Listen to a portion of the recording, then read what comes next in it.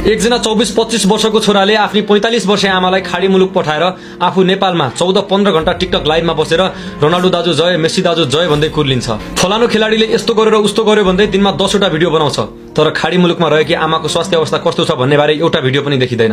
आफ्नो कमाउने उमेर भइसक्दा पनि आमालाई खाडी पठाएर आफू चाहिँ टिकटकमा आदर्शका कुरा गर्न लाज मान्नु पर्ने नामर्दले। अनि मैले बुढेसकालमा आमालाई खाडी पठाउनु भन्दा आफै गएको भए हुन्थ्यो भनेर भिडियो बनाएको थिएँ, तर उसलाई त्यो सल्लाह पचेन। उल्टै केही दर्जन अनपढहरू मेरोमा आएर गाली गर्दैछन्, सबैको बाध्यता हुन्छ सबै त जस्ता धनी हुँदैनन् भनेर। यो भिडियो तिमीहरूको लागि हो, सुन। म आफै 11-12 पढ्दै गर्दादेखि पार्ट टाइम जब गर्दै बसेको छोरा हुँ।